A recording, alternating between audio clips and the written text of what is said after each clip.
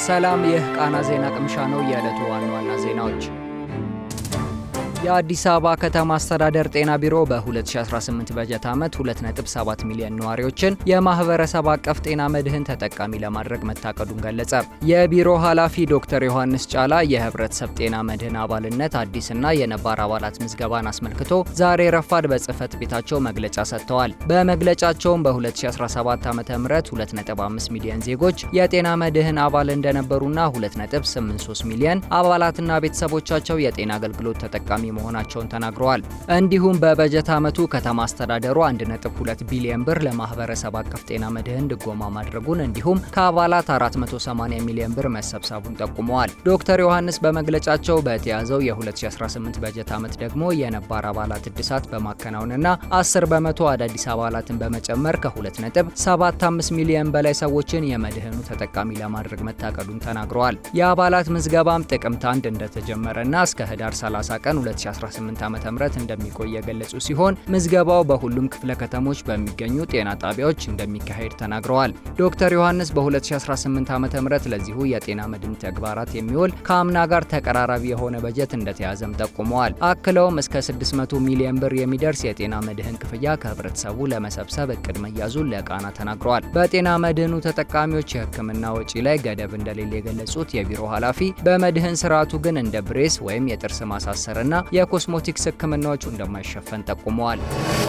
የቀድሞ የኬንያ ጠቅላይ ሚኒስትር ራይላ ኦዲንጋ በ80 ዓመታቸው ከዚህ ዓለም በሞት ተለዩ። ጉምቱ ፖለቲከኛ በህንድ የህክምና ክትትል እያደረጉ ሳሉ ህይወታቸው ማለፉን አዣንስ ፍራንስ ፕሬስ ዘግቧል። የህንድ ፖሊስ ኦዲንጋ በአይዩአርቪዲ ክሊኒክ ከእህታቸውና ሴት ልጃቸው እንዲሁም ከግል ሐኪማቸው ጋር ሳሉ በድንገት መውደቃቸውን ለፈረንሳዩ የዜና ተቋም ተናግሯል። 5 ጊዜ ለፕሬዝዳንትነት ተወዳድረው ድል ያልቀናቸው ኦዲንጋ ድንገተኛ ህልፈታቸው ኬንያውያንን ድንጋጤ ውስጥ ከቷል። በመቶዎች የሚቆጠሩ ሰዎችን በኦዲንጋ መኖሪያ ቤት የተሰባሰቡ ሲሆን ብዙዎች በድንጋጤ ተውጠው ሌሎች ደግሞ አባት በማለት ኦዲንጋ በሰፊው የሚታወቁበትን መጠሪያ እያነሱ አንብተዋል። የፕሮቶኮል ኃላፊው አኒማ ፌራሪ እሱ ወይም ኦዲንጋ ከሌለ እንዴት እንተርፋለን እየተንቀጠቀጥን ነው ሲል ለኤኤፍፒ መናገሩን ዘገባው አክሏል። ህልፈታቸውን ተከትሎም የሀገራቸው ፕሬዝዳንት ዊሊያም ሩቶ፣ ጠቅላይ ሚኒስትር አብይ አህመድ እና የአፍሪካ ህብረት ኮሚሽን ሊቀመንበር ሙሐመድ አሊ የሱፍን ጨምሮ ፖለቲከኞችና የሀገር መሪዎች የሀዘን መግለጫዎችን አውጥተዋል። ፕሬዝዳንት ሩቶ የኬንያ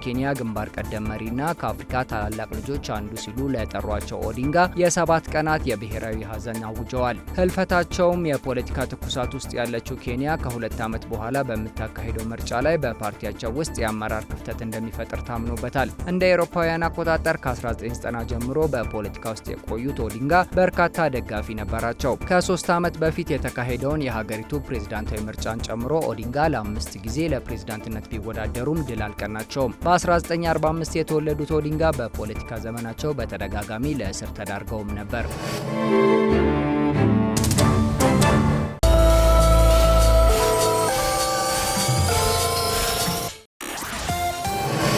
የመስከረም ወር 2018 ዓ.ም የምግብ ነክ ወቅታዊ ዋጋ ግሽበት ከአምና ተመሳሳይ ወር ጋር ሲነጻጸር 12.1 በመቶ ሆኖ መመዝገቡን የኢትዮጵያ ስታቲስቲክስ አገልግሎት ገለጸ። አገልግሎቱ ዛሬ ባወጣው የሸማቾች መመዘኛ ኢንዴክስ ሪፖርት የመስከረም ወር አጠቃላይ የዋጋ ግሽበት 13.2 በመቶ ሆኖ ተመዝግቧል ብሏል። በወሩ ምግብ ነክ የሆኑት እንደ አትክልት፣ ስጋ፣ ማር፣ ወተት፣ ቸኮሌት፣ አይብና እንቁላል ያሉ ምርቶች ጭማሪ እንደታየባቸውም አገልግሎት መስሪያ ቤቱ በሪፖርቱ አስታውቋል። በተጨማሪም ዘይት እንዲሁም ፍራፍሬ ጭማሪ ከታየባቸው ምርቶች ውስጥ ተጠቃሽ እንደሆኑ አክሏል። በወሩ ምግብ ነክ ያልሆነው ወቅታዊ የዋጋ ግሽበት ደግሞ 14.8 በመቶ ሆኖ መመዝገቡን የአገልግሎቱ ሪፖርት ያመለክታል። በወሩ በተመዘገበው የምግብ ነክ ያልሆነ የዋጋ ግሽበት ላይ አልባሳት እና ጫማዎች፣ የቤት ዕቃዎች፣ ቤት፣ ውሃ፣ ኤሌክትሪክ፣ ትራንስፖርትና ትምህርት ጭማሪ አሳይተዋል ሲል አገልግሎት መስሪያ ቤቱ በሪፖርቱ አስነብቧል። በአጠቃላይ የዋጋ ግሽበቱ ነሐሴ ወር ከተመዘገበው 13.6 በመቶ መጠነኛ ቅናሽ በማሳየት በመስከረም ወር 13.2 በመቶ ሆኖ ተመዝግበዋል። የማዕከላዊ ስታቲስቲክስ አገልግሎት ሪፖርት በተጨማሪም የረጅም ጊዜ ሁኔታን የሚገልጸው የ12 ወራት ተንከባላይ የዋጋ ግሽበት 15 በመቶ፣ የመስከረም ወርን ከነሐሴ ወር ጋር በማነጻጸር የሚሰላው የአጭር ጊዜ የዋጋ ግሽበት መለኪያ ደግሞ 2 በመቶ ሆኖ መመዝገቡን ያሳያል።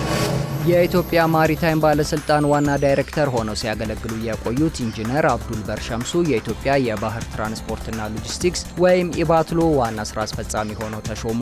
ላለፉት 2 ዓመታት ከ6 ወራት ዓመታት ገደማ ባለስልጣን መስሪያ ቤቱን ሲመሩ የቆዩት ኢንጂነር አብዱል በር አዲሱ ኃላፊነት የተሰጣቸው ከትላንት ከጥቅምት 4 ቀን 2018 ዓ.ም ጀምሮ እንደሆነ ኢባትሎ በኦፊሴላዊ የፌስቡክ ገጹ ባወጣው መግለጫ አስነብቧል። ይህንን ተከትሎም አዲሱ ተሿሚ በተመሳሳይ ከመጋቢት 21 ቀን 2015 ዓ.ም ጀምሮ የኢትዮጵያ የባህር ትራንስፖርትና ሎጂስቲክስን በዋና ስራ አስፈጻሚነት ሲመሩ የቆዩት ዶክተር በሪሶ አመሎን የሚተኩ ይሆናል። አዲሱና ተሰናባቹ ዋና ስራ አስፈጻሚዎችም ዛሬ በይፋ የስራ ርክክብ አድርገዋል። ሁለቱም ተቋማት ባወጡት መግለጫ የቀድሞ የስራ ኃላፊዎቻቸው ያከናወኑትን ተግባር በመጥቀስ ምስጋና አቅርበዋል። ዜናው እስከተጠናቀረበት ሰዓት ድረስ የኢትዮጵያ የባህር ትራንስፖርትና ሎጂስቲክስ ዋና ስራ አስፈጻሚ ሆነው በተሾሙት ኢንጂነር አብዱል በር ሸምሱ ምትክ የኢትዮጵያ ማሪታይም ባለስልጣን ዋና ዳይሬክተር ሆኖ የተመደበ ኃላፊ ስለመኖሩ የወጣ መረጃ የለም።